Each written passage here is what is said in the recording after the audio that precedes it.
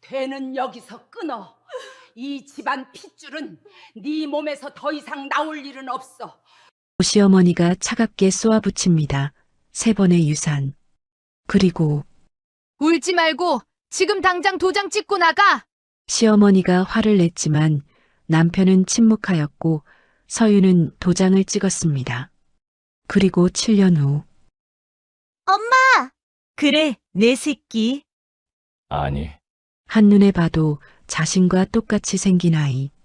과연 이들에겐 무슨 일이 있었던 걸까요? 사연이 궁금하시면 구독과 좋아요 해주시고 어디서 듣고 계신지 적어주세요. 그곳에 항상 보물 같은 일들이 펼쳐지길 바라겠습니다. 서울 강남 대일그룹 본가는 늦은 밤임에도 불구하고 고요하지 않았습니다. 2층 서재에서 새어나오는 불빛이 정원의 동백나무 그림자를 길게 늘어뜨리고 있었지요.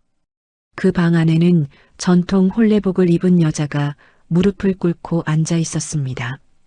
정서윤이었어요. 그녀의 얼굴은 창백했습니다. 입술은 파랗게 질려 있었고 두 손은 무릎 위에서 부들부들 떨리고 있었지요. 앞에는 시어머니 차명숙 여사가 팔짱을 낀 채 내려다보고 있었습니다. 차가운 시선이었어요. 마치 불량품을 검수하는 품질 관리자의 눈빛이었습니다. 이 집안에선 더는 내 자식도 내 자리도 없다. 차명숙의 목소리는 낮았지만 날카로웠습니다. 서윤의 심장이 쿵 하고 내려앉았어요. 알고 있었습니다. 이 순간이 올 것이라는 걸. 하지만 막상 그 말을 들으니 숨이 막혀왔지요. 툭! 차명숙이 책상 위에 수표 한 장을 던졌습니다. 5억이라는 숫자가 적혀 있었어요. 서윤의 눈에는 그 숫자가 흐릿하게만 보였습니다. 눈물이 차오르고 있었기 때문이지요. 불임 며느리에게 남은 마지막 배려다. 쥐고 나가든지 태우고 나가든지. 불임. 그 단어가 가슴에 비수처럼 꽂혔습니다. 서윤은 본능적으로 아랫배에 손을 가져갔어요. 그곳에는 이미 육주된 생명이 자라고 있었습니다. 아직 아무도 모르는 비밀이었지요. 방문이 열렸습니다. 남편 강민재가 들어왔어요. 무표정한 얼굴이었습니다. 감정을 읽을 수 없는 얼굴. 서윤은 그 얼굴을 올려다보며 마지막 희망을 품었습니다.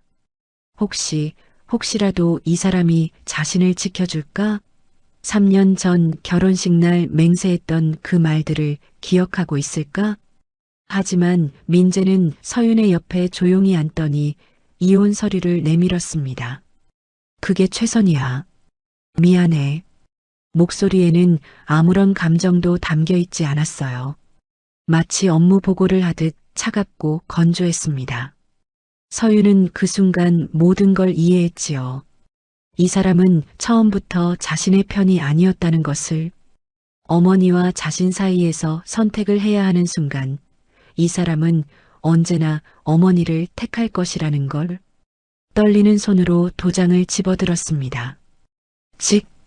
선명한 붉은 도장이 서류 위에 찍혔어요. 그 순간 서윤의 손이 본능적으로 배를 감쌌습니다. 미세한 움직임이었지만 절박했지요. 민재는 그 모습을 보지 못했습니다. 아니, 보려 하지 않았던 것인지도 몰랐어요. 서윤의 머릿속으로 지난 3년이 주마등처럼 스쳐 지나갔습니다. 첫 번째 유산. 병원 복도에서 혼자 울었던 날. 민재는 싱가포르 출장 중이었어요. 두 번째 유산. 시어머니가 몸 관리를 어떻게 한 거야? 라고 차갑게 내뱉었던 그날. 민재는 회의 중이라며 병실에 오지 않았습니다. 세 번째 유산. 의사가 불임 가능성이 높다고 말했을 때 민재는 해외 출장에서 돌아오지 않았어요. 곁에는 아무도 없었습니다. 그리고 지금 네 번째 아이. 이번에는 달랐습니다. 이번에는 살려낼 거예요.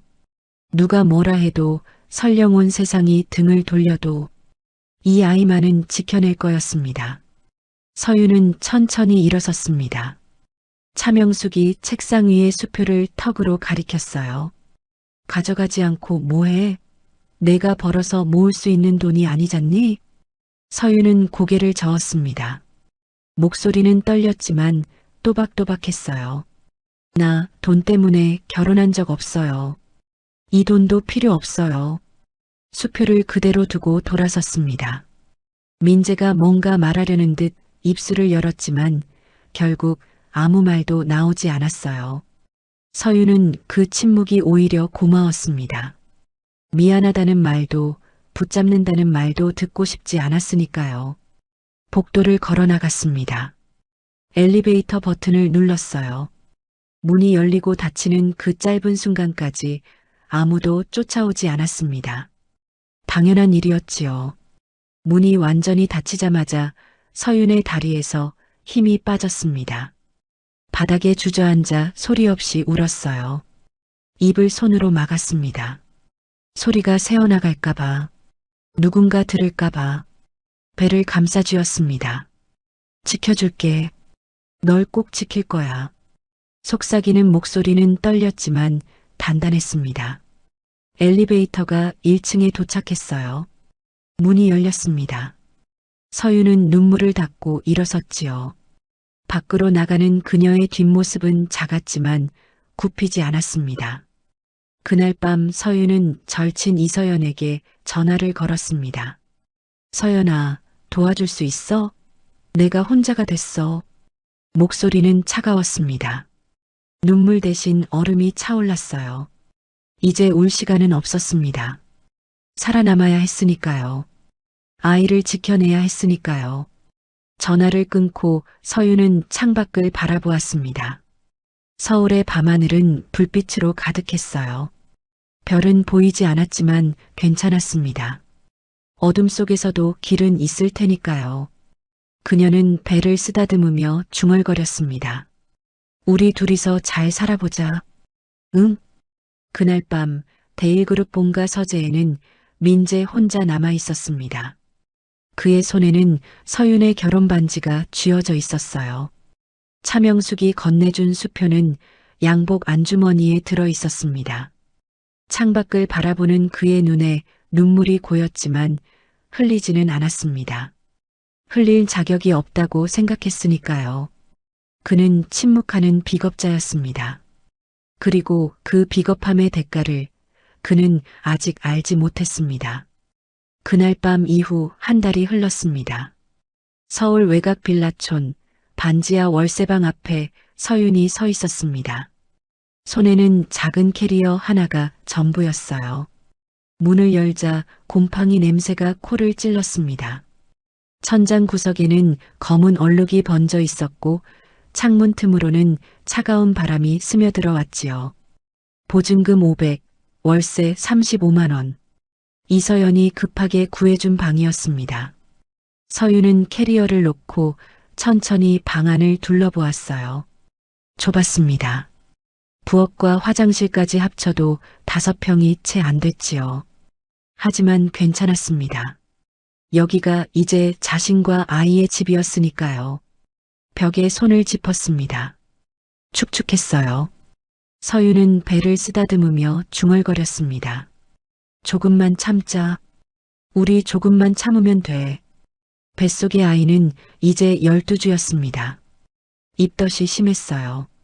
아침마다 화장실에 엎드려 토했지만 먹을 건 먹어야 했습니다. 아이를 위해서라도요. 다음 날부터 서윤은 일자리를 찾아다녔습니다. 편의점, 식당, 카페. 하지만 배가 불러오는 임산부를 반기는 곳은 없었어요. 사장님들은 서윤의 얼굴을 보자마자 고개를 저었습니다. 미안한데 우린 지금 사람 안 뽑아요. 임신부는 좀. 거절의 이유는 달랐지만 결과는 같았습니다. 일주일을 헤매고 다녀도 소득은 없었어요.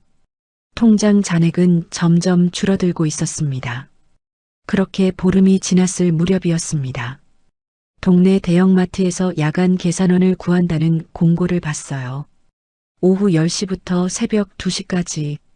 시급은 최저임금이었지만 서윤에게는 선택의 여지가 없었습니다. 면접을 보러 갔습니다. 점장은 서윤의 배를 힐끗 보더니 물었어요. 언제 나와요? 6개월 후입니다. 몸은 괜찮아요? 서서 일하는 거 힘든데. 서윤은 고개를 숙였습니다. 떨리는 목소리로 대답했어요. 괜찮습니다. 열심히 하겠습니다. 점장은 한참을 망설이다가 고개를 끄덕였습니다. 알았어요. 다음 주 월요일부터 나오세요. 그날 밤 서윤은 오랜만에 눈물을 흘렸습니다. 하지만 슬픔의 눈물이 아니었어요. 안도의 눈물이었지요. 야간 아르바이트는 생각보다 힘들었습니다. 4시간 내내 서 있어야 했어요. 계산대 앞에서 물건을 찍고 포장하고 손님을 응대하는 일. 처음에는 괜찮았습니다. 하지만 임신 5개월이 되자 다리가 퉁퉁 붓기 시작했어요. 발목이 코끼리 발처럼 두꺼워졌습니다. 어느 날 밤이었습니다. 손님이 끊긴 틈을 타서 잠깐 앉아 있었어요. 그런데 갑자기 아랫배가 당기기 시작했습니다. 찌릿찌릿한 통증이었지요. 서윤은 황급히 계산대를 붙잡았습니다. 괜찮아, 괜찮아. 스스로를 다독였지만 통증은 점점 심해졌어요. 식은땀이 이마를 타고 흘러내렸습니다. 다리에 힘이 풀렸어요. 아줌마 괜찮아요? 옆 계산대 직원이 달려왔습니다. 괜찮아요. 잠깐 앉아 있을게요. 얼굴이 왜 이래요? 병원 가봐야 하는 거 아니에요? 서윤은 고개를 저었습니다. 병원에 가면 돈이 들었어요. 그리고 무엇보다 이 일자리를 잃고 싶지 않았습니다. 다행히 통증은 10분쯤 지나자 가라앉았습니다. 서윤은 천천히 숨을 고르며 다시 계산대로 돌아갔어요. 그날 밤 집에 돌아와 거울을 봤습니다. 눈 밑에는 시커먼 다크서클이 내려앉아 있었어요. 뺨은 푹 꺼져 있었고 입술은 바짝 말라 있었습니다. 하지만 배는 점점 불러오고 있었지요. 서윤은 배를 쓰다듬었습니다. 미안해. 엄마가 이것밖에 못해줘서. 뱃속의 아이가 꿈틀거렸습니다. 태동이었어요. 처음 느끼는 태동. 서윤의 눈에서 눈물이 흘러내렸습니다. 이번에는 기쁨의 눈물이었지요. 그래, 엄마 힘낼게. 우리 힘내자. 밤마다 서윤은 낡은 수첩에 그림을 그렸습니다. 아기 얼굴을 상상하며 그렸어요. 동그란 눈, 작은 코, 예쁜 입술. 이름도 지었습니다. 서준. 준수한 사람으로 자라길 바라는 마음을 담았어요. 서윤은 그림 아래 이렇게 적었습니다. 서준아, 엄마가 너한테 못해준 게 많겠지만 사랑만큼은 세상 누구보다 많이 줄게. 임신 8개월이 됐을 때였습니다. 마트 점장이 서윤을 불렀어요. 이제 그만두는 게 어때요? 보기에도 너무 힘들어 보여요. 서윤은 고개를 저었습니다. 아닙니다. 괜찮습니다. 다음 달이면 낫잖아요. 무리하지 마세요. 한 달만 더요. 제발이요. 결국 점장은 한숨을 쉬며 허락했습니다. 서윤은 끝까지 일했어요. 출산 일주일 전까지도 계산대에 섰습니다. 그리고 어느 고요한 새벽이었습니다. 진통이 시작됐어요. 혼자였습니다. 구급차를 부를 돈도 아까웠습니다. 서윤은 이를 악물고 택시를 잡았어요. 병원으로 가주세요. 빨리요. 목소리가 떨렸습니다. 택시기사는 백미러로 서윤을 보더니 엑셀을 밟았지요. 병원에 도착했습니다. 분만실로 옮겨졌어요. 간호사들이 분주하게 움직였습니다. 보호자는요? 없습니다. 가족은요? 혼자입니다. 간호사의 눈빛이 잠깐 흔들렸지만 이내 제자리로 돌아왔습니다. 진통은 10시간이나 계속됐어요. 서윤은 침대 난간을 움켜쥐었습니다. 손이 하얗게 변했지요. 비명을 삼켰습니다. 아무도 없었지만 울고 싶지 않았어요. 조금만 더요. 힘내세요. 의사의 목소리가 들렸습니다. 그리고 마침내 응애 울음소리가 터져 나왔습니다. 아기의 울음소리. 서유는 그 순간 모든 고통을 잊었어요. 아들이에요. 건강한 아들. 간호사가 아기를 안겨줬습니다. 작았습니다. 서윤의 두 팔에 겨우 들어올 만큼. 하지만 따뜻했어요. 살아 숨쉬고 있었습니다. 서준아. 서윤은 아기의 얼굴을 들여다보았습니다. 눈물이 뚝뚝 떨어졌어요. 이번에는 감사의 눈물이었습니다. 엄마가 지켜줄게. 평생 지켜줄게. 그렇게 서준이 세상에 태어났습니다. 아무도 축하해주지 않았지만 괜찮았어요. 서윤에게는 이 아이가 전부였으니까요. 병원에서 나온 건 사흘 후였습니다. 몸조리할 시간 따위는 없었어요. 집에 돌아오자마자 다시 일을 시작해야 했습니다. 서준을 업고 청소 일을 했어요. 아기가 울면 젖을 물렸습니다. 그렇게 하루하루를 버텨냈지요. 하지만 서윤은 포기하지 않았습니다. 절대로 포기할 수 없었어요. 이 아이를 위해서라도요. 그렇게 7년이 흘렀습니다. 서준은 이제 7살이 됐어요. 똘똘하고 밝은 아이로 자랐습니다. 엄마를 꼭 닮은 큰 눈망울에 호기심이 가득했지요. 무엇보다 그림 그리는 것을 좋아했어요. 서윤은 작은 미술 교습소를 운영하고 있었습니다. 동네 폐건물 옥탑방을 얻어 손수 벽화를 그리고 책상을 들여놓았어요. 학생은 많지 않았지만 그래도 먹고 살 만큼은 벌었습니다. 엄마, 나 그림 다 그렸어요. 서준이 색연필을 흔들며 달려왔습니다. 종이 위에는 알록달록한 무지개와 집 한 채가 그려져 있었어요. 집 앞에는 두 사람이 손을 잡고 서 있었습니다. 이거 누구야? 엄마랑 나요. 서윤은 아이를 꼭 안아주었습니다. 가슴이 뭉클했어요. 이 아이에게는 엄마 하나면 충분한 것 같았습니다. 그런데 며칠 전 서준이 물었던 말이 자꾸 떠올랐어요.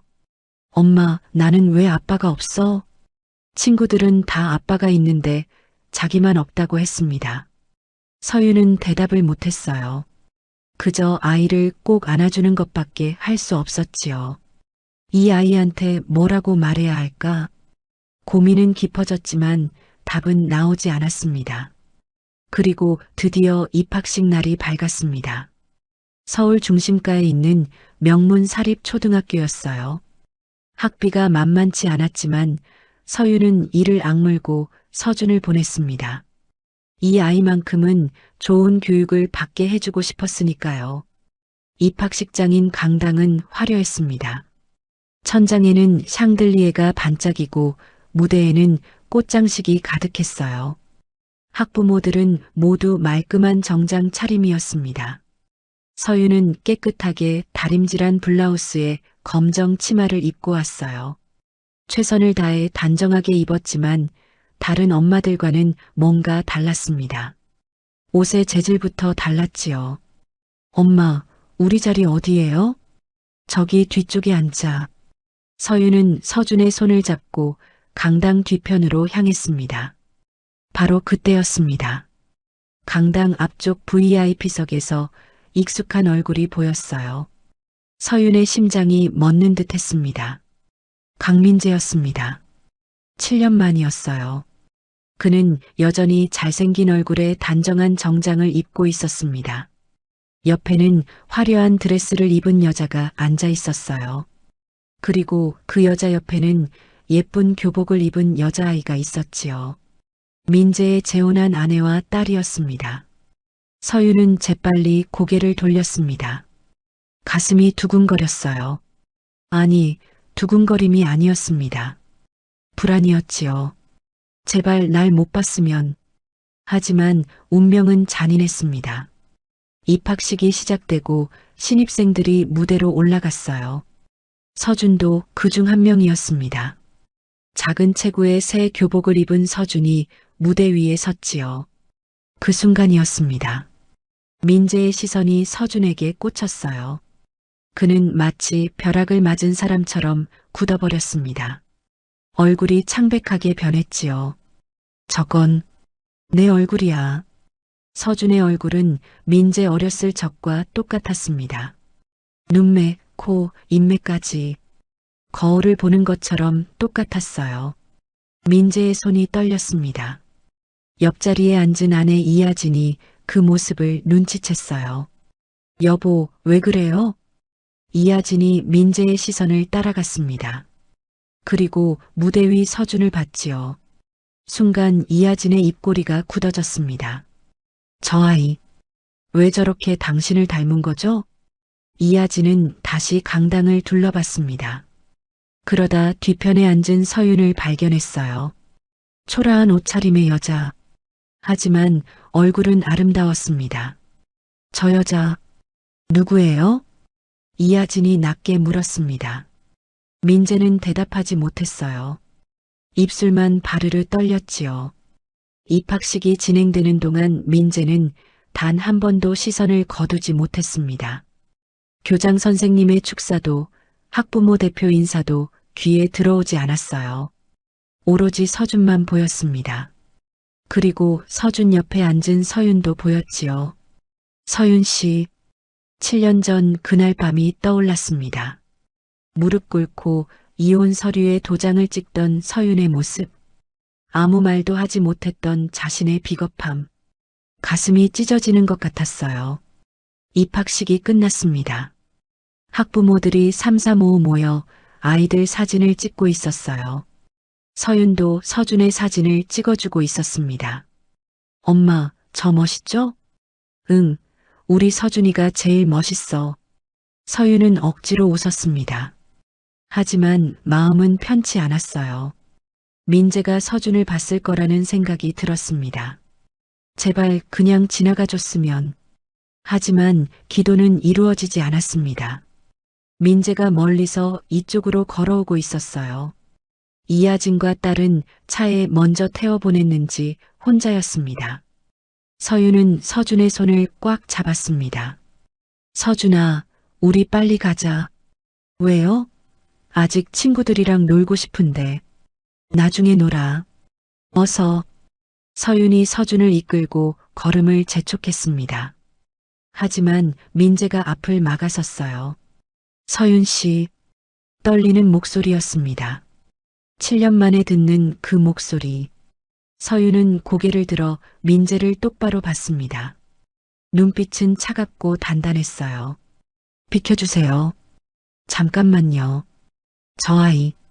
민재의 시선이 서준에게로 향했습니다. 서준은 고개를 갸웃하며 민재를 올려다보고 있었어요.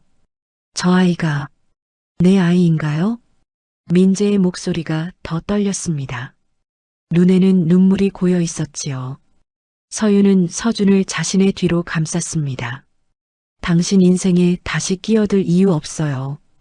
우린 잘 살고 있어요. 서윤 씨, 제발. 저희 갈게요. 서윤은 서준의 손을 잡고 돌아섰습니다. 민재는 그 뒷모습을 그저 바라볼 수밖에 없었어요. 다리가 땅에 붙은 것처럼 움직여지지 않았습니다. 엄마, 저 아저씨 누구예요? 차에 타서 서준이 물었습니다. 서윤은 잠시 망설이다가 대답했어요. 그냥 예전에 알던 사람이야. 왜 울 것 같은 얼굴이었어요? 서윤은 대답하지 못했습니다. 그저 창밖만 바라봤지요. 눈가가 뜨거워졌지만 참았습니다. 서준 앞에서는 절대 울지 않기로 했으니까요. 그날 밤 민재는 회사 회장실에 혼자 남아 있었습니다. 책상 위에는 비서가 가져다 놓은 서류가 있었어요. 정서윤에 관한 자료였습니다. 현 주소, 직업, 아들 이름까지 모든 게 적혀 있었지요. 민재는 떨리는 손으로 서류를 읽었습니다. 서윤이 7년 동안 얼마나 힘들게 살았는지가 고스란히 담겨 있었어요. 미안해. 정말 미안해. 그의 눈에서 뜨거운 눈물이 흘러내렸습니다.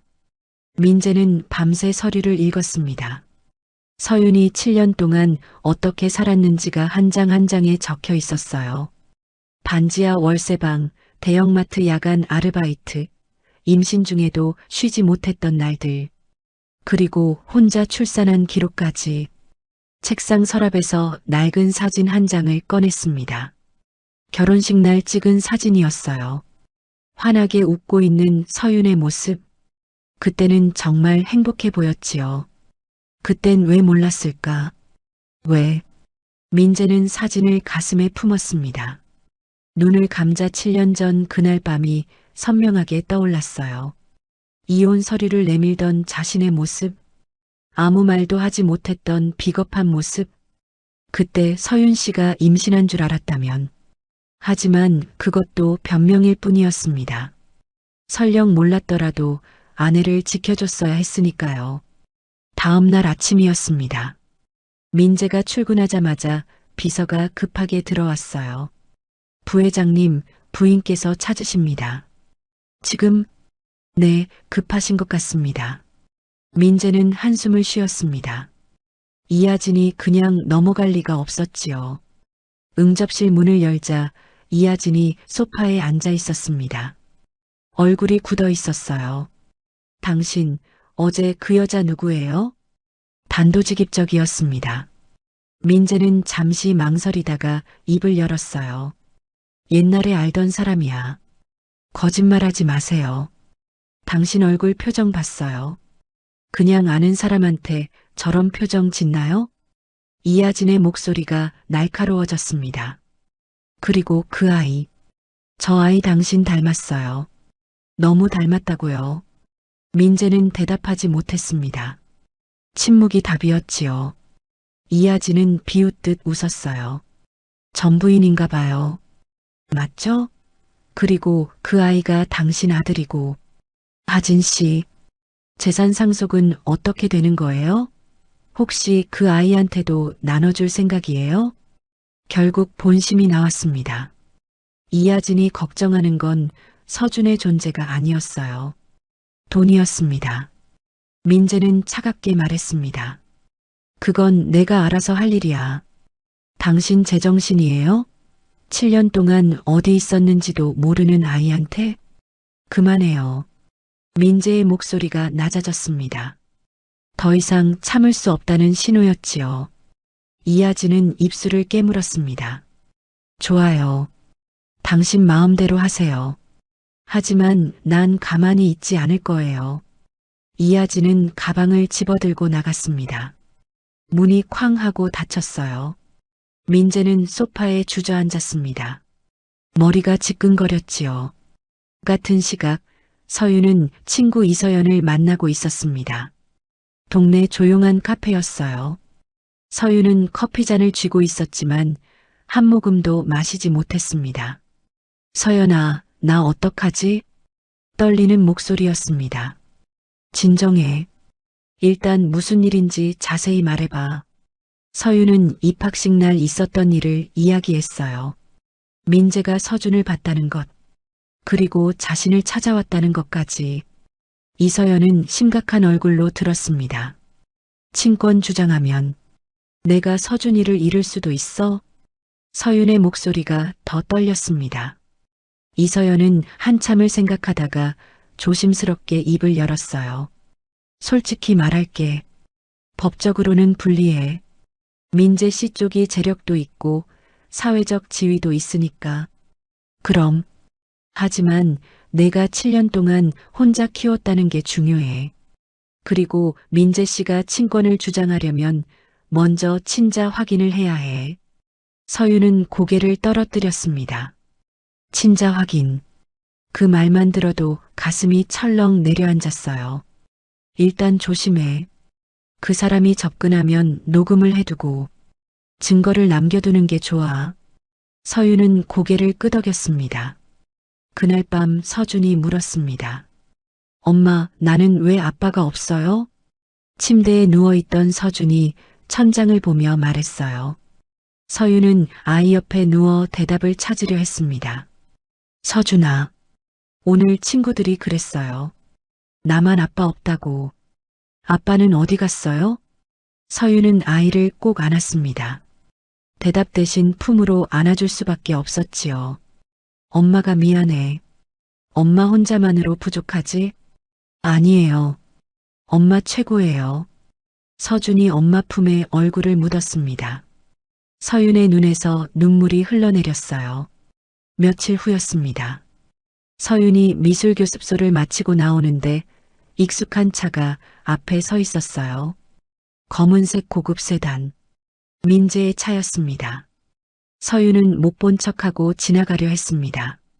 하지만 차 문이 열리고 민재가 내렸어요. 서윤 씨.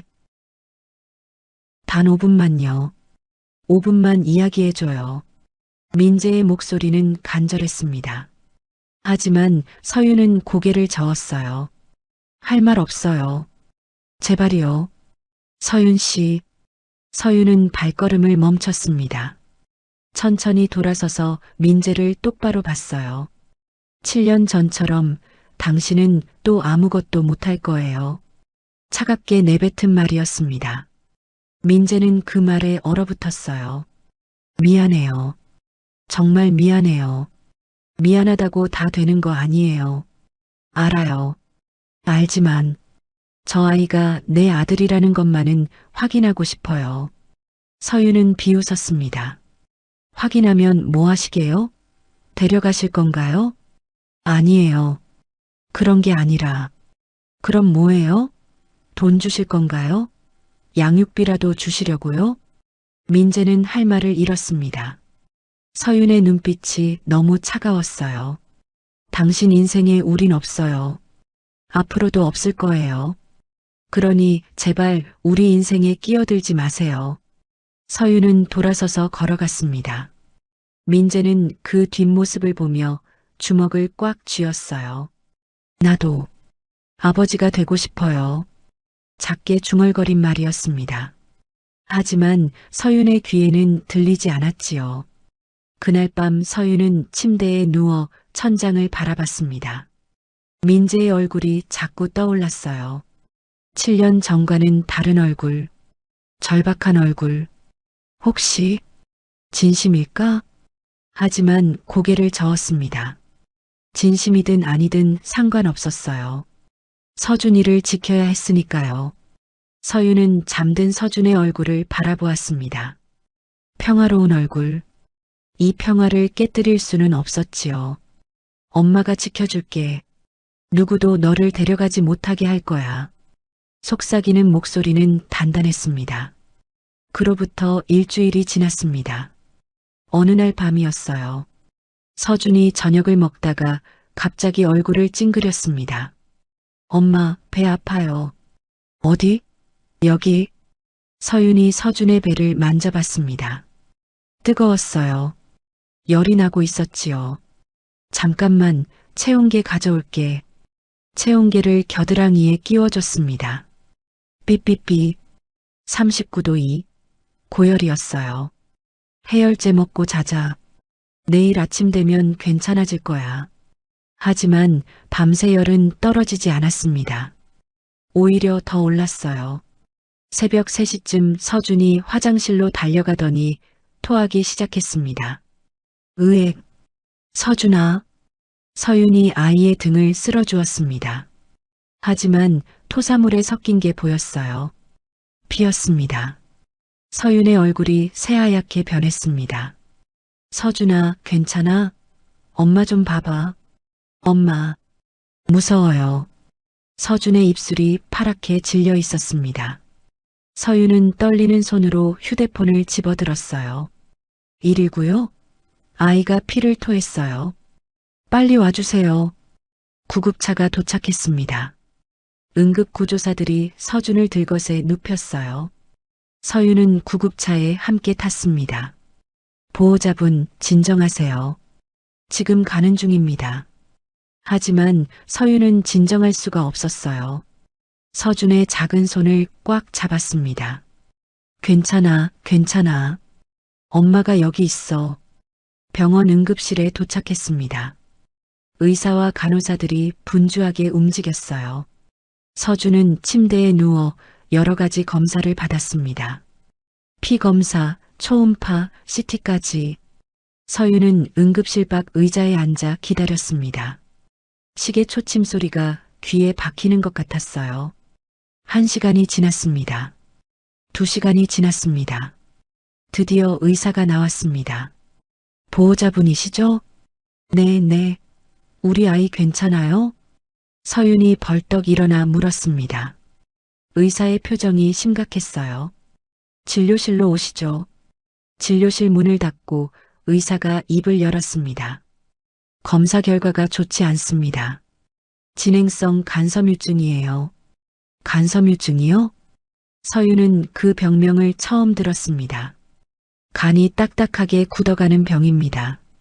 서준구는 이미 상당히 진행됐어요. 그럼 어떻게 해야 하나요? 서윤의 목소리가 떨렸습니다. 약물 치료로는 한계가 있습니다. 솔직히 말씀드리면 간이식 외에는 방법이 없어요. 간이식이요? 서윤의 다리에서 힘이 빠졌습니다. 의사가 재빨리 의자를 가져다 줬어요. 앉으세요. 진정하시고요. 선생님, 그럼 우리 서준이가 시간이 많지 않습니다. 빠르면 빠를수록 좋아요. 생체 간이식이 필요합니다. 제가 할게요. 제 간을 주면 되죠? 서윤이 다급하게 말했습니다. 의사는 고개를 저었어요. 물론 어머니가 공여자가 될 수도 있습니다. 하지만 혈액형과 조직 적합성 검사를 먼저 해봐야 해요. 그리고 가능하면 아버지 쪽도 검사하는 게 좋습니다. 아버지. 그 말에 서윤은 얼어붙었습니다. 아이 아버지는 연락이 안 돼요. 거짓말이었습니다. 하지만 민재에게 연락할 수 없었어요. 그래도 찾아보셔야 합니다. 생체 간이식은 적합한 공여자를 찾는 게 가장 중요하니까요. 병실로 돌아왔습니다. 서준은 링거를 맞으며 잠들어 있었어요. 작은 얼굴이 창백했습니다. 서윤은 아이 옆에 앉아 손을 잡았지요. 엄마가 지켜줄게. 꼭 지켜줄게. 하지만 마음은 무너져 내렸습니다. 간이식 비용은 얼마나 될까요? 통장에 남은 돈은 겨우 300만 원. 턱없이 부족했어요. 친구 이서연에게 전화를 걸었습니다. 서연아, 나 돈 좀 빌려줄 수 있어? 무슨 일이야? 목소리가 왜 그래? 서준이가 간이식을 해야 해. 전화기 너머로 이서연의 숨소리가 들렸습니다. 얼마나 필요해? 모르겠어. 아직 정확히는 모르는데 아마 몇 천만 원은 될 것 같아. 알았어. 내가 할 수 있는 만큼 준비할게. 그리고 서윤아. 응? 민재 씨한테 연락해봐. 아버지니까 권리가 있어. 그리고 의무도 있고. 서윤은 대답하지 못했습니다. 전화를 끊고 창밖을 바라봤어요. 하늘은 잿빛이었습니다. 정말 연락해야 하나? 하루가 지났습니다. 서윤도 검사를 받았어요. 하지만 결과는 좋지 않았습니다. 혈액형은 맞는데 조직 적합성이 낮습니다. 가능은 하지만 위험도가 높아요. 의사의 말에 서윤은 고개를 떨어뜨렸습니다. 그래도 할게요. 제가 할게요. 어머니 생각해 보세요. 아이 아버지 쪽도 꼭 확인해 보시고요. 서윤은 병실로 돌아와 서준을 바라보았습니다. 아이가 눈을 떴어요. 엄마, 아파요. 조금만 참아. 엄마가 낫게 해줄게. 하지만 의사의 말이 계속 머릿속을 맴돌았습니다. 아이 아버지, 밤이었습니다. 서윤은 복도로 나와 휴대폰을 꺼냈어요. 민재의 번호가 화면에 떠 있었습니다. 7년 동안 한 번도 지우지 못한 번호. 손가락이 떨렸습니다. 이러면 안 되는데. 하지만 서준이를 위해서라면 통화 버튼을 눌렀습니다. 신호음이 울렸어요. 1번, 2번, 3번. 여보세요? 민재의 목소리가 들렸습니다. 서윤은 말이 나오지 않았습니다. 목이 메었어요. 서윤 씨? 서윤 씨예요? 민재의 목소리가 급해졌습니다. 당신이 필요해요. 겨우 입 밖으로 나온 말이었습니다. 민재는 숨을 멈췄어요. 무슨 일이에요? 무슨 일 있어요? 서준이가 아파요. 병원에 있어요. 어느 병원이에요? 지금 갈게요. 그런데 당신 진짜 올 수 있어요? 서윤의 목소리가 떨렸습니다. 당연하죠. 지금 당장 갈게요. 어느 병원인지 말해줘요. 서윤은 병원 이름을 말했습니다. 전화를 끊고 주저앉았어요. 무릎에 힘이 풀렸습니다. 이게 맞는 걸까? 1시간 후 민재가 도착했습니다. 숨을 헐떡이며 복도를 달려왔어요. 서윤이 병실 앞에 서 있는 걸 보고 멈춰 섰습니다. 서윤 씨, 안에 있어요. 자고 있어요. 민재는 조심스럽게 병실 문을 열었습니다. 침대에 작은 아이가 누워 있었어요. 링거를 맞고 있는 모습, 창백한 얼굴, 민재의 가슴이 찢어지는 것 같았습니다. 의사 선생님은 뭐래요? 간이식이 필요하대요. 생체 간이식. 그럼 당신 검사 받아야 해요. 저는 적합성이 낮대요. 민재는 고개를 끄덕였습니다. 알았어요. 검사 받을게요. 지금 당장. 다음 날 민재는 모든 검사를 받았습니다. 결과가 나오기까지 이틀이 걸렸어요. 그 이틀 동안 민재는 병원을 떠나지 않았습니다. 복도 의자에서 잠을 잤지요. 드디어 결과가 나왔습니다. 적합합니다. 완벽하게 맞아요. 의사의 말에 민재는 안도의 한숨을 쉬었습니다. 제가 하겠습니다. 당장 수술 날짜 잡아주세요. 알겠습니다.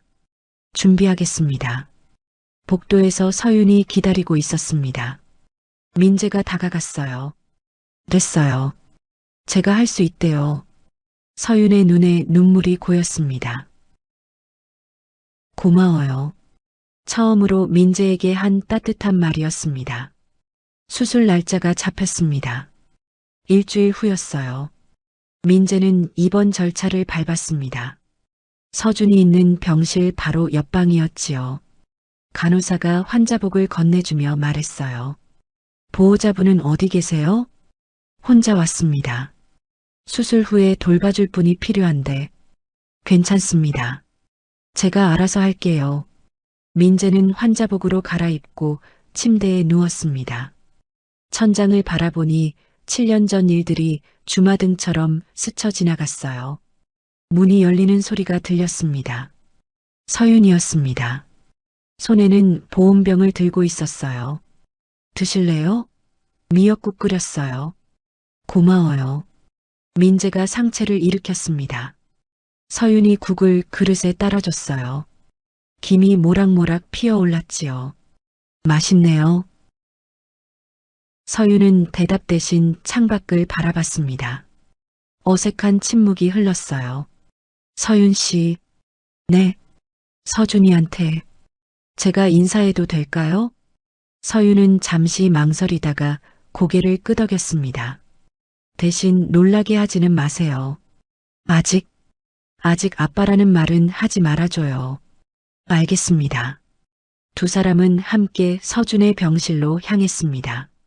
서준은 침대에 앉아 색칠 공부를 하고 있었어요. 민재가 문을 열고 들어서자 고개를 들었습니다. 입학식 때 그 아저씨? 안녕, 서준아. 기억하네. 민재가 침대 옆 의자에 앉았습니다. 가까이서 보니 정말 자신을 꼭 닮았어요. 눈매, 코, 심지어 웃는 모습까지. 아저씨, 왜 환자복 입었어요? 아저씨도 아파서. 근데 곧 나을 거야. 진짜요? 저도 곧 나아요. 엄마가 그랬어요. 서준이 환하게 웃었습니다. 민재의 가슴이 뭉클했어요. 서준아, 아저씨가. 서준이 좀 도와줄 수 있을 것 같아. 어떻게요? 아저씨 간을 조금 나눠줄 수 있거든. 그럼 서준이가 건강해질 수 있어. 서준의 눈이 동그래졌습니다. 아저씨가 저 도와줘요? 응. 그래서 아저씨도 수술할 거야. 우리 같이 힘내자. 서준이 고개를 끄덕였어요. 그리고는 작은 손을 내밀었습니다. 약속해요, 아저씨. 민재는 아이의 손을 꽉 잡았습니다. 눈시울이 뜨거워졌지요. 문 밖에서 지켜보던 서윤도 눈물을 참았습니다. 수술 전날 밤이었습니다. 민재는 잠들지 못하고 천장만 바라보고 있었어요. 복도에서 발자국 소리가 들렸습니다. 서윤이었지요. 못 주무세요? 네. 당신도요? 서윤이 문 앞에 서서 망설이다가 안으로 들어왔습니다. 내일 잘 될 거예요. 네. 걱정하지 마세요. 당신이 바뀐 건 알아요. 서윤의 목소리가 떨렸습니다. 하지만 난 아직 용서할 준비가 안 됐어요. 7년이 너무 길었어요. 알아요. 용서받으려고 하는 것도 아니에요. 민재가 고개를 숙였습니다. 그냥 아버지로서 할 수 있는 일을 하고 싶어요. 너무 늦었지만 서윤은 대답하지 않았습니다. 그저 민재를 바라볼 뿐이었지요. 수술 당일 아침이었습니다. 간호사들이 민재를 수술실로 옮기는 준비를 했어요. 서준도 함께 이동했습니다. 아저씨, 무섭지 않아요? 수술 대기실에서 서준이 물었습니다. 조금. 근데 서준이 생각하면 안 무서워. 저도요.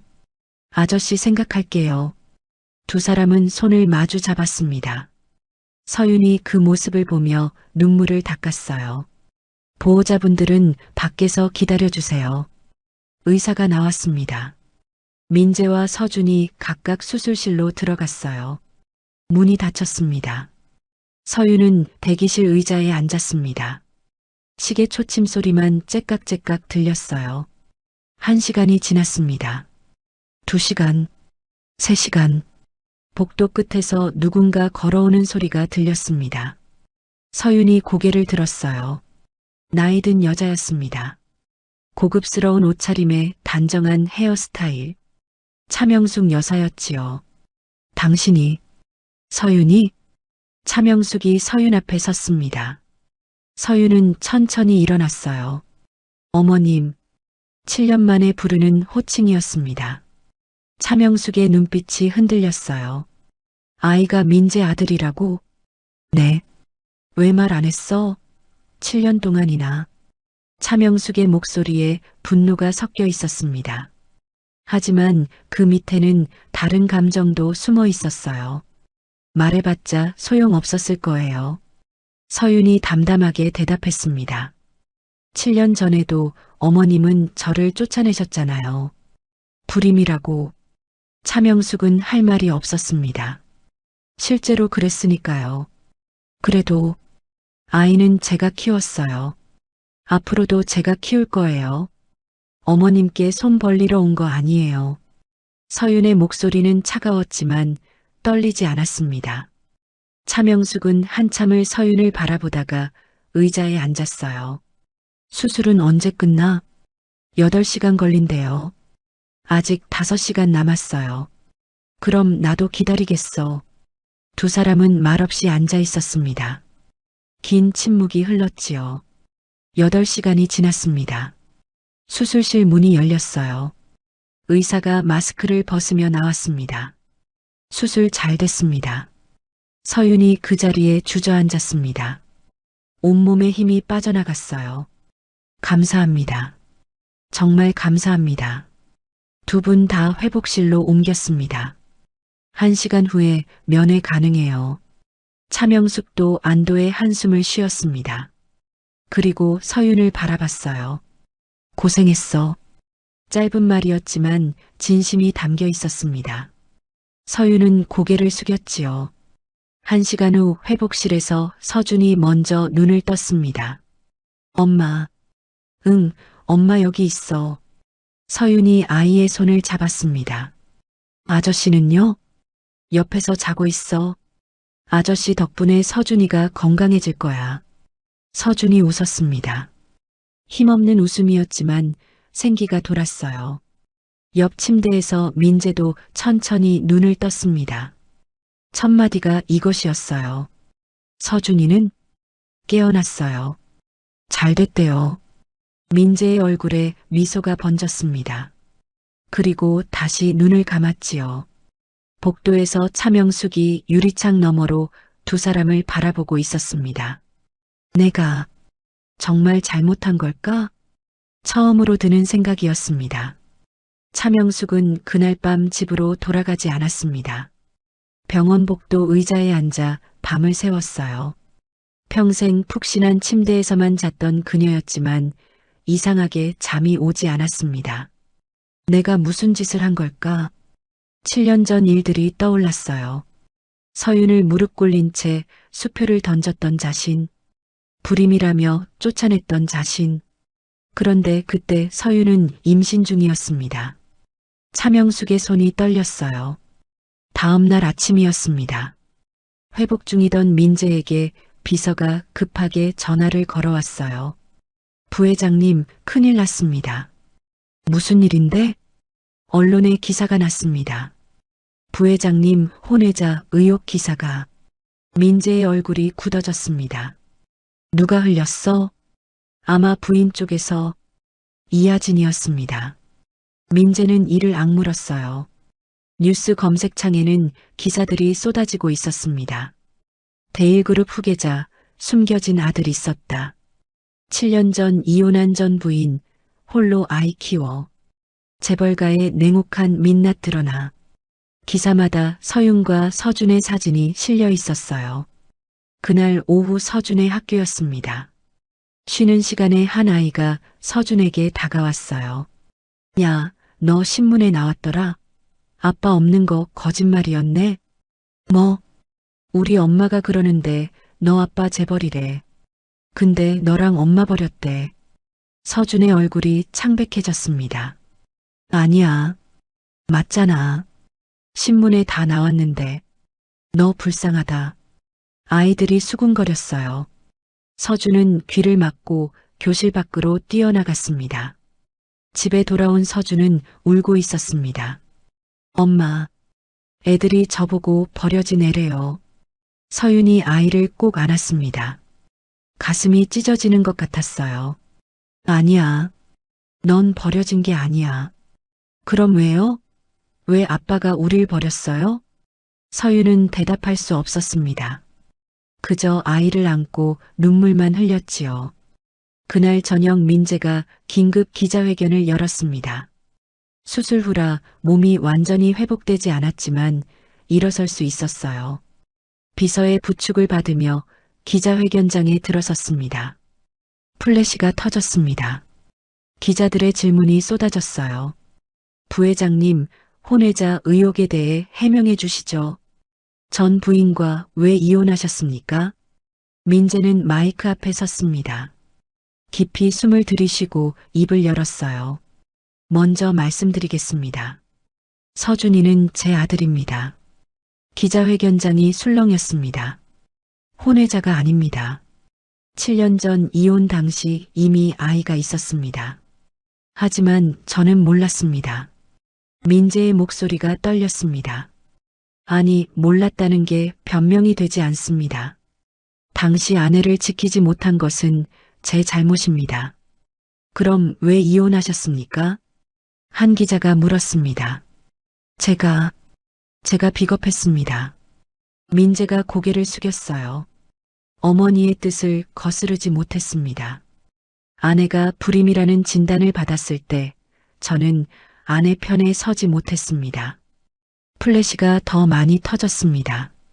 하지만 이제는 다릅니다. 제 아들을 책임지겠습니다. 아버지로서 평생 지키겠습니다. 민재의 눈에 눈물이 고였지요. 서준아, 아빠가 늦어서 미안해. 이제부터는 항상 내 곁에 있을게. 그 모습을 TV로 지켜보던 서윤의 눈에서도 눈물이 흘렀습니다. 대일그룹 회장실에서는 차명숙이 혼자 앉아 있었습니다. 비서가 가져온 자료를 보고 있었어요. 7년 전 병원 CCTV 영상이었습니다. 화면 속에서 서윤이 유산 후 병원 복도를 비틀거리며 걷고 있었어요. 혼자였습니다. 곁에는 아무도 없었지요. 복도 끝에서 주저앉아 울고 있는 서윤의 모습. 차명숙은 화면을 멈췄습니다. 손이 떨렸어요. 내가 그랬구나. 눈물이 흘러내렸습니다. 평생 울지 않았던 차명숙이 처음으로 우는 순간이었어요. 다음 날 차명숙은 병원을 찾았습니다. 손에는 꽃다발을 들고 있었어요. 서윤이 있는 병실 앞에 섰습니다. 한참을 망설이다가 노크했지요. 들어오세요. 서윤의 목소리가 들렸습니다. 문을 열고 들어서자 서윤이 놀란 얼굴로 일어섰어요. 어머님, 앉아 있어. 차명숙이 먼저 의자에 앉았습니다. 꽃다발을 탁자 위에 놓았어요. 할 말이 있어서 왔어. 서윤은 긴장한 얼굴로 차명숙을 바라봤습니다. 미안해. 차명숙이 고개를 숙였습니다. 서윤은 눈을 의심했어요. 저 자존심 강한 시어머니가 고개를 숙이다니. 7년 전에 내가 너무 잘못했어. 너를 쫓아낸 것도 불임이라고 몰아붙인 것도. 차명숙의 목소리가 떨렸습니다. 그 아이를 혼자 키우느라 얼마나 힘들었을지. 이제야 알았어. 서윤의 눈에 눈물이 고였습니다. 고맙기도 해. 내가 해주지 못한 것들을 내가 다 해줬으니까. 차명숙이 서윤의 손을 잡았어요. 주름진 손이었지만 따뜻했습니다. 늦었지만 이제라도 가족이 되면 안 될까? 서윤은 울음을 터뜨렸습니다. 7년 동안 참았던 눈물이 쏟아져 나왔어요. 어머님, 울지 마. 이제 혼자 아니야. 두 사람은 처음으로 진심으로 마주했습니다. 그날 오후 서윤의 오빠 정지훈이 병원을 찾아왔습니다. 동생아. 지훈은 서윤을 보자마자 눈물을 흘렸어요. 미안해. 내가 너무 비겁했어. 내가 힘들 때 외면했어. 오빠, 우리 가족이 이렇게 될 줄 몰랐어. 내가 옆에 있었어야 했는데. 지훈이 서윤을 껴안았습니다. 서윤도 오빠 품에 안겨 울었지요. 같은 시각 민재의 집에서는 이하진이 짐을 싸고 있었습니다. 민재가 들어서자 이하진이 냉소를 지었어요. 왔어요? 기자회견 잘 봤어요. 하진 씨, 이혼하죠. 민재의 말에 이하진의 손이 멈췄습니다. 뭐라고요? 이혼해요. 이미 변호사한테 서류 준비하라고 했어요. 당신 제정신이에요? 날 버리고 그 여자한테 가겠다는 거예요? 이하진의 목소리가 높아졌습니다. 난 진 게 아니에요. 뒤늦게 찾은 거예요. 민재가 조용히 말했습니다. 당신은 언제나 그 여자한테 이하진이 비웃었지만 목소리는 떨렸어요. 그래요. 좋아요. 가세요. 하지만 후회할 거예요. 이하진은 캐리어를 끌고 나갔습니다. 문이 쾅 하고 닫혔어요.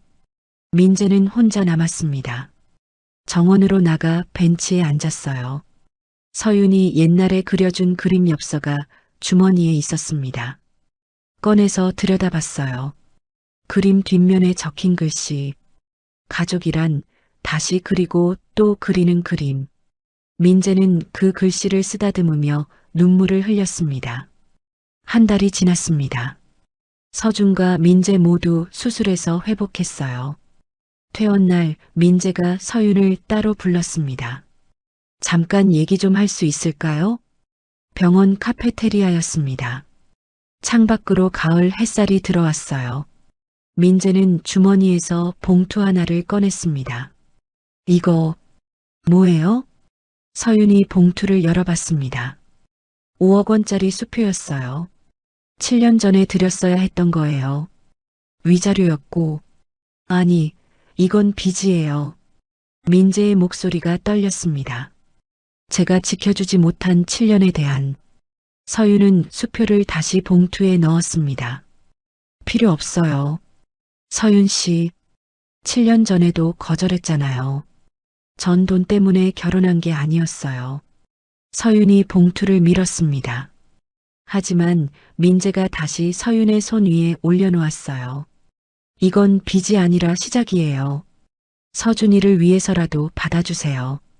서윤은 한참을 망설이다가 봉투를 들었습니다. 조건이 있어요.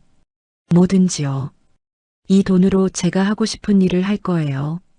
당신이 간섭하지 마세요. 민재는 고개를 끄덕였습니다. 그날 밤 서윤은 친구 이서연을 만났습니다. 조용한 카페였어요. 서윤이 봉투를 꺼내 보였습니다. 이걸로 뭘 할까 생각했어. 받기로 한 거야? 응. 근데 그냥 쓰고 싶지 않아. 서윤은 커피잔을 쥐고 창밖을 바라봤습니다. 나처럼 힘든 사람들을 돕고 싶어? 무슨 말이야? 재단을 만들 거야. 미혼모들을 위한. 서윤의 눈빛이 반짝였습니다.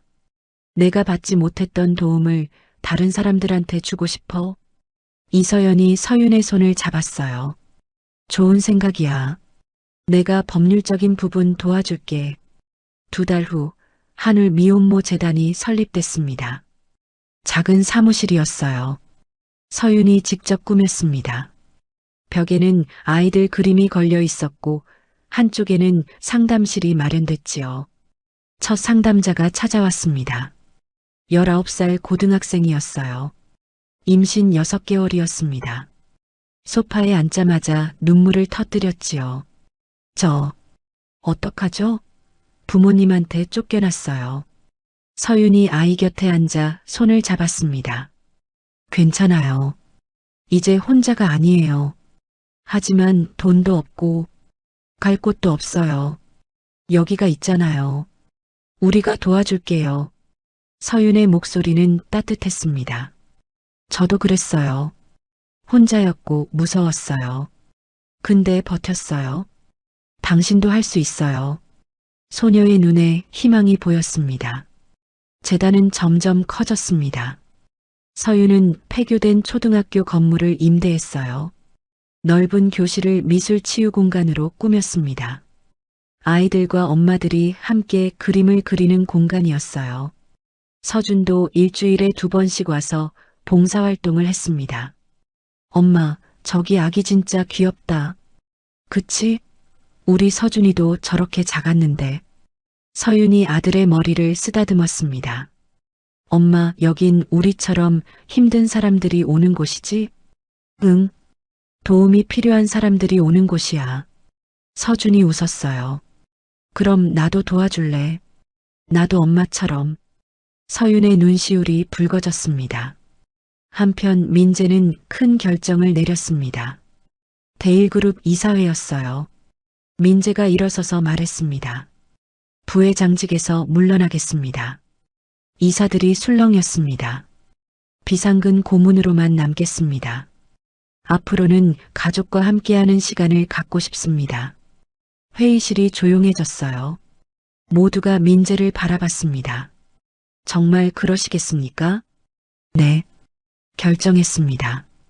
민재의 목소리는 단호했습니다. 그날부터 민재의 일상이 바뀌었어요. 아침마다 서준을 학교에 데려다 줬습니다. 손을 꼭 잡고 교문까지 함께 걸었지요. 아빠, 오늘 미술 시간이야. 가족 그림 그리기래. 그래, 재밌겠다. 아빠도 그려줘. 당연하지. 서준이 환하게 웃었습니다. 민재의 가슴이 뭉클했어요. 주말에는 미술관에 갔습니다. 3명이 함께였어요. 서윤과 민재, 그리고 서준. 아직 완전한 가족은 아니었지만 함께하는 시간이 늘어갔습니다. 엄마, 저 그림 예뻐. 그치? 저 화가는 엄마가 좋아하는 사람이야. 아빠는? 민재가 껴들었습니다. 아빠도 저 그림 마음에 드는데? 3사람이 함께 웃었어요. 자연스러운 웃음이었습니다. 어느 날 재단 사무실에 택배가 도착했습니다. 발신인 없음. 서윤이 열어보니 통장이 들어 있었어요. 잔액을 확인했습니다. 1억 원. 쪽지가 함께 있었습니다. 늦었지만 할머니도 함께하고 싶구나. 익명. 서윤은 쪽지를 보며 웃었습니다. 차명숙 여사의 필체였어요. 그날 저녁 서윤은 민재를 만났습니다. 동네 조용한 카페였어요. 창밖으로 가로등 불빛이 보였습니다. 커피 식었어요. 서윤이 민재의 컵을 가리켰습니다. 생각하느라 미안해요. 뭘 생각했어요? 우리요. 우리 가족. 민재가 서윤을 바라봤습니다. 서윤 씨, 저랑 같이 살면 안 될까요? 서윤의 손이 멈췄습니다. 아직 일러요. 알아요. 하지만 같이 사는 게 아니라 같이 걷는 건 어때요? 서윤이 조심스럽게 말했습니다. 천천히요. 서준이도 익숙해져야 하고 저도 아직 준비가 덜 됐어요. 민재는 고개를 끄덕였어요. 좋아요. 천천히요. 그게 우리가 원하던 가족이면 좋겠어요. 두 사람은 창밖을 바라봤습니다. 거리에는 가족들이 걷고 있었어요. 손을 잡고 웃으며 언젠가 우리도 저렇게 걸을 수 있겠죠? 서윤이 물었습니다. 네, 꼭요. 민재가 대답했습니다. 두 사람의 손이 테이블 위에서 가까워졌어요. 아직 닿지는 않았지만 언젠가 닿을 거리였습니다. 밤하늘에 별이 반짝이고 있었습니다. 그로부터 반년이 흘렀습니다. 봄이 왔어요. 재단 정원에는 벚꽃이 피었습니다. 서윤은 정원 벤치에 앉아 하늘을 바라보고 있었어요. 뭘 그렇게 보세요? 민재가 옆에 앉았습니다. 손에는 따뜻한 커피 2잔을 들고 있었어요. 꽃이요. 다시 피었네요. 그러게요. 민재가 커피를 건넸습니다. 서윤이 받아들었지요. 서윤 씨. 네. 저 물어볼 게 있어요. 민재의 목소리가 떨렸습니다. 서윤이 고개를 돌려 그를 바라봤어요. 우리 다시 시작하면 안 될까요? 정식으로요. 서윤의 손이 멈췄습니다. 결혼 말씀하시는 거예요? 네. 이번엔 제대로요. 서준이랑 당신을 지키는 남편이 되고 싶어요. 민재가 서윤의 손을 잡았습니다. 떨리는 손이었지요. 아직 무섭지 않으세요? 서윤이 물었습니다. 무서워요. 또 실수할까봐. 또 당신을 아프게 할까봐. 민재의 눈에 눈물이 고였습니다. 하지만 더 무서운 건 이대로 당신을 놓치는 거예요. 서윤은 한참을 민재를 바라봤습니다.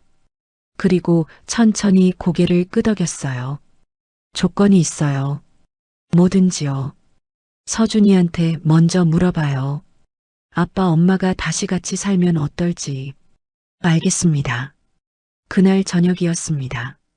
민재는 서준을 데리고 놀이터에 갔어요. 그네에 앉은 서준을 천천히 밀어주며 입을 열었습니다. 서준아, 아빠가 물어볼 게 있어. 뭐예요? 아빠랑 엄마가 다시 같이 살면 어떨까? 서준의 그네가 멈췄습니다. 고개를 돌려 민재를 봤어요. 진짜요? 진짜 같이 살 거예요? 서준이가 괜찮으면. 서준이 그네에서 뛰어내렸습니다. 민재에게 달려와 와락 안겼어요. 좋아요. 너무 좋아요. 민재가 아들을 꼭 안았습니다. 눈물이 흘러내렸지요. 고마워. 아빠 아들이 돼줘서 저야말로 좋죠. 이제 친구들한테 자랑할 수 있어요. 서준이 환하게 웃었습니다. 한 달 후 재혼식 날이 밝았습니다. 화려한 예식장이 아니었어요. 서울 근교 작은 전원주택이었습니다. 마당에는 하얀 천막이 쳐져 있었고 나무 의자들이 놓여 있었지요. 손님은 많지 않았습니다. 가족들과 가까운 친구들만 초대했어요. 서윤은 수수한 흰색 원피스를 입고 있었습니다. 화려한 웨딩드레스 대신 단정한 옷이었지요. 머리에는 작은 꽃 장식만 달았습니다. 민재는 밝은 회색 정장을 입었어요. 넥타이 대신 나비 넥타이를 맸습니다. 서준이 골라준 것이었지요. 엄마, 진짜 예뻐요. 서준이 엄마를 보고 눈을 반짝였습니다. 손에는 꽃바구니를 들고 있었어요. 우리 서준이가 더 멋있는데? 서윤이 아들의 머리를 쓰다듬었습니다. 드디어 식이 시작됐습니다. 서준이 먼저 걸어 들어갔어요. 꽃을 뿌리며 천천히 걸었습니다. 사람들이 박수를 쳤지요. 그 뒤를 서윤이 걸어 들어갔습니다. 혼자였어요. 아버지는 일찍 돌아가셨고 오빠에게 부탁하지 않았습니다. 스스로 걷고 싶었거든요. 민재가 앞에서 기다리고 있었습니다. 서윤이 다가가자 손을 내밀었어요. 서윤이 그 손을 잡았습니다. 잘 왔어요. 민재가 속삭였습니다. 네. 서윤이 웃었습니다. 주례없이 진행됐습니다. 민재가 먼저 입을 열었어요. 서윤 씨, 7년 전 약속을 지키지 못했습니다. 당신을 지키지 못했어요. 목소리가 떨렸습니다. 하지만 이제는 다릅니다. 평생 당신과 서준이를 지키겠습니다. 힘들 때 곁에 있고 기쁠 때 함께 웃는 남편이 되겠습니다. 서윤도 입을 열었습니다. 민재 씨, 저도 완벽하지 않아요. 아직도 무서울 때가 있어요. 눈물이 흘러내렸지요. 하지만 다시 시작하고 싶어요. 이번엔 제대로 우리 셋이 함께요. 박수 소리가 터졌습니다. 서준이 가장 크게 박수 쳤어요. 바로 그때였습니다. 뒤쪽 문이 열리며 누군가 들어왔어요. 차명숙 여사였습니다. 단정한 한복을 입고 있었지요. 서윤이 놀란 눈으로 바라봤습니다. 차명숙이 천천히 앞으로 걸어왔어요. 늦어서 미안하구나. 차명숙이 서윤의 손을 잡았습니다. 며느리라 불러도 되겠니? 서윤의 눈에서 눈물이 쏟아졌습니다. 어머님, 이제 진짜 가족이야. 차명숙이 서윤을 가볍게 안았습니다. 사람들이 또 박수를 쳤어요. 식이 끝나고 작은 피로연이 열렸습니다. 마당에 차려진 음식은 화려하지 않았어요. 김밥, 떡볶이, 샌드위치 같은 소박한 음식들이었습니다. 서윤의 오빠 정지훈이 가족과 함께 왔습니다. 아내와 두 아이를 데리고 왔어요. 동생아, 축하해.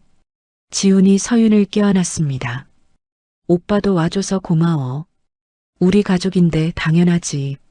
지훈의 아내도 서윤의 손을 잡았어요. 형님, 축하드려요. 이제 진짜 가족이네요. 고마워요. 처음으로 네 식구가 함께 식사를 했습니다. 서로 음식을 권하며 웃었어요. 과거의 벽이 무너지는 순간이었지요. 한쪽에서는 서준이 사촌 동생들과 뛰어놀고 있었습니다. 야, 내 아빠 멋있지? 응, 우리 이모도 예뻐. 아이들의 웃음소리가 마당에 가득했습니다. 해가 지고 있었습니다. 하늘이 주황빛으로 물들었어요. 사람들이 하나둘 돌아가기 시작했습니다. 차명숙이 떠나기 전 서윤에게 작은 상자를 건넸어요. 뭐예요, 어머님?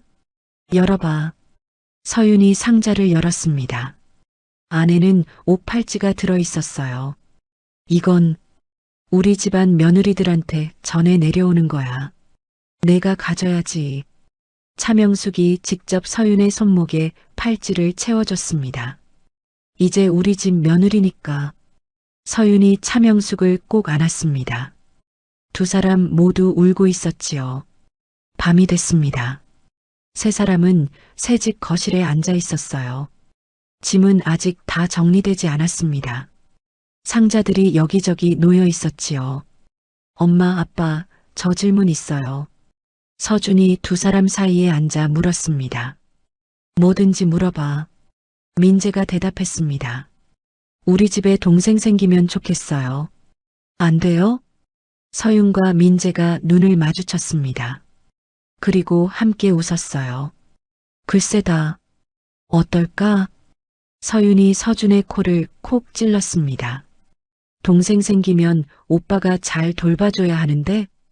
당연하죠. 저 좋은 오빠 될 거예요. 서준이 신나서 소파에서 폴짝폴짝 뛰었습니다. 민재가 서윤의 손을 잡았어요. 서윤도 민재의 손을 꼭 잡았습니다. 창밖으로 별이 보였습니다. 반짝이는 별들. 세 사람은 그 별을 함께 바라봤어요. 우리 다시 피는 중이에요. 서윤이 중얼거렸습니다. 응, 이번엔 안 질 거야. 민재가 대답했습니다. 손을 맞잡은 세 사람. 진짜 가족이 된 순간이었습니다. 1년이 흘렀습니다. 아침 햇살이 부엌 창문으로 쏟아져 들어왔어요. 민재가 앞치마를 두르고 도시락을 싸고 있었습니다. 여보, 김밥은 서준이가 좋아하는 거로 넣었어요. 고마워요. 근데 당신 회사 안 늦어요? 서윤이 커피를 타며 물었습니다. 괜찮아요. 오늘은 오후부터 출근이에요.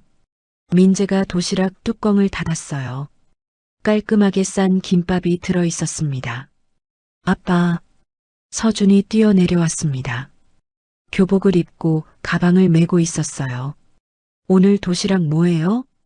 김밥이랑 계란말이. 와, 친구들한테 자랑해야지. 서준이 신이 나서 춤을 췄습니다. 민재가 웃으며 아들의 머리를 쓰다듬었어요. 학교 다녀와. 응, 아빠도 조심히 다녀와요. 평범한 아침이었습니다. 하지만 이 평범함이 얼마나 소중한지 세 사람 모두 알고 있었지요. 주말이었습니다.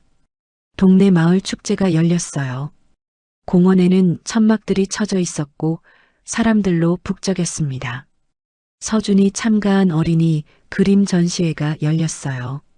서윤과 민재가 함께 갔습니다. 저기 서준이 그림 있어요. 서윤이 가리켰습니다.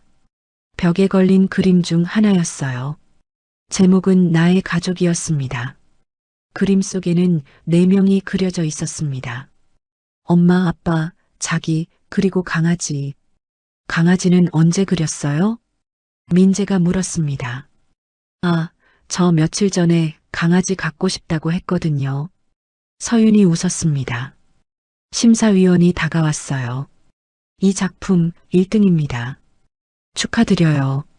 정말요? 서준이 눈을 반짝였습니다. 네. 가족의 따뜻함이 정말 잘 표현됐어요. 서준이 상장을 받았습니다. 사람들이 박수를 쳤어요. 민재가 서준을 번쩍 들어 올렸습니다. 우리 아들 최고. 아빠 부끄러워요. 하지만 서준은 웃고 있었습니다. 월요일 오후였습니다. 서윤은 재단 상담실에 있었어요. 앞에는 25살 젊은 엄마가 앉아 있었습니다. 갓 태어난 아기를 안고 있었지요. 괜찮을까요? 전 아무것도 할 줄 아는 게 없는데. 엄마의 목소리가 떨렸습니다.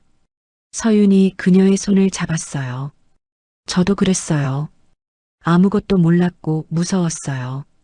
그래도 잘 키우셨잖아요. 절대 혼자 아니에요. 우리가 함께 할 거예요. 서윤이 아기를 보며 웃었습니다. 이 아이 정말 예쁘네요. 젊은 엄마의 눈에 눈물이 고였습니다. 하지만 이번엔 희망의 눈물이었어요. 그날 저녁 차명숙이 집을 찾아왔습니다. 손에는 커다란 상자를 들고 있었어요. 어머님, 이게 뭐예요?